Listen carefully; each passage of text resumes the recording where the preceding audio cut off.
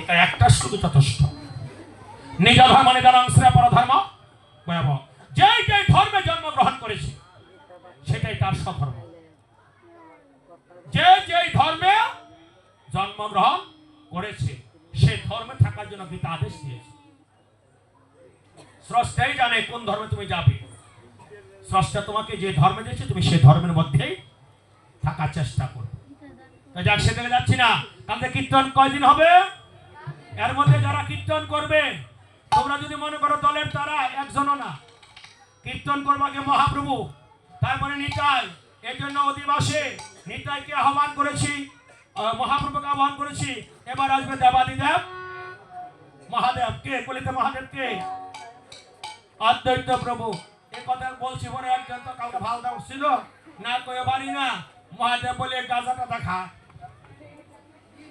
মোহিনী মহারাজের আশ্রমে সিদ্ধি দেয়নি কথা কন্যা করে।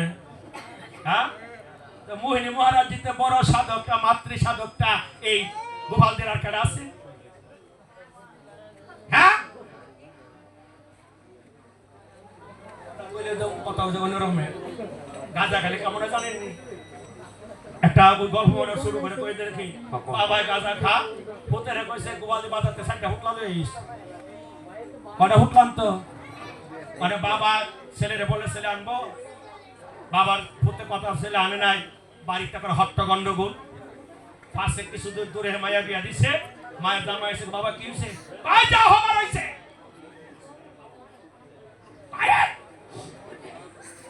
কোথায় যে মায়ের বাপের ভোর বেলা রাতে ধরে নিয়ে কলা গাছে বাদ দিয়া হ্যাঁ ফর্তে সাইডটা হুটলো যখন বাইর করে গেলে শ্বশুর রাত দিচ্ছে।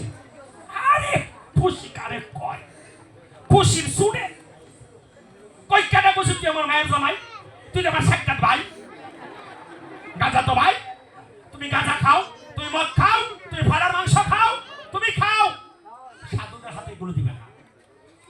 এই জন্য যারা মাকে বৈষ্ণবের রূপে পূজা করে তারা দেয় না, আর যারা তান্ত্রিক মতো পূজা করে তাদের সাধন পর্যায়ে বাধাও দিতে পারবে। তারা যদি মনে করে ওইটা খেলে তারা সাধন পর্যায়ে পাবে কারণ, কিন্তু কৃষ্ণ মন্ত্রে যারা দীক্ষিত তারা কোনোদিন মার সামনে ওইগুলো জিনিস দিবে না। এই জন্য অনেক বাচ্চারা বলে বলে বড় সাধু হয়ে গেছে না, দুর্গা পূজার প্রসাদ লয় না, কালী পূজার প্রসাদ নয়। ওই বোকা, কে বলছে লয় না? আমরা যতবার মহাদেবের প্রসাদ লই তারা ততবার লস না। বলে আমরা কি করে লই? বলে পঞ্চতত্ত্বকে পূজা দিয়ে প্রতিদিন ঘরের মধ্যে আমরা প্রসাদ লই না। তাহলে পঞ্চতত্ত্বের মধ্যে মহাদেব আছে না? তাহলে কে বলে আমরা মহাদেবের প্রসাদ লই না? বলে হ্যাঁ, যে পূজা বৈষ্ণবীয় মতো হবে সেই পূজার প্রসাদ আমরা বৈষ্ণবরা নিব। যে পূজার মধ্যে ওই নেশাজাত দ্রব্য থাকবে সে পূজার প্রসাদ কোনো সাধুরা নিতে। কথাগুলো বুঝতে হবে। তাই এবার মহাদেবকে আহ্বান করছি সবাই। জয় জয় মহাবিষ্ণু অবতার শ্রী অদ্বৈত চন্দ্র, জয় জয় গদাধর শ্রীবাসাদি ভক্তবৃন্দ, জয় জয় সর্বরূপ সনাতন রাই রামানন্দ, জয় জয় খণ্ডবাসী নর হরি মুরারি মুকুন্দ, জয় হইয়াছে নর হরিবেন গৌর ভক্তবৃন্দ,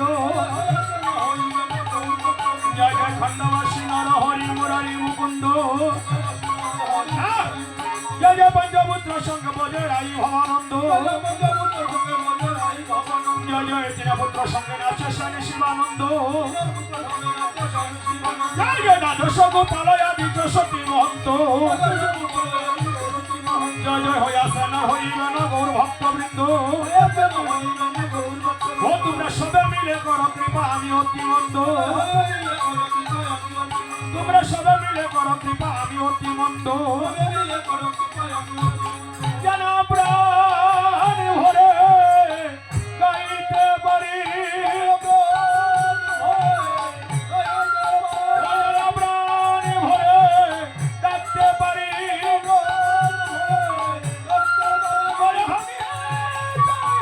গৌর বলে প্রাণ ভরে গাইতে পারি। সবাই দু হাত তুলে গৌর বলে প্রাণ ভরে গাইতে পারি।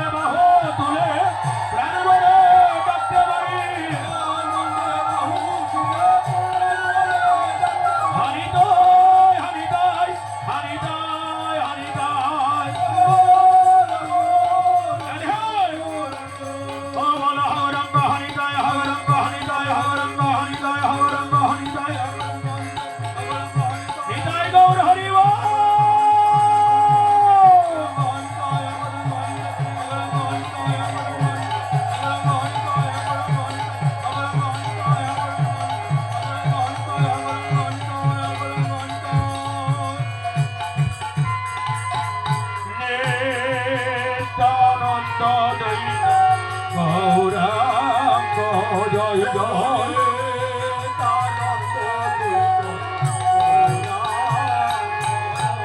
বন্দনা পর্ব শেষ, শুরু হবে অধিবাস। অধিবাসের আগে অধিবাসটা দেখা নিতে হবে। আগে বিষ্ণা চাদরটা পাঠাও।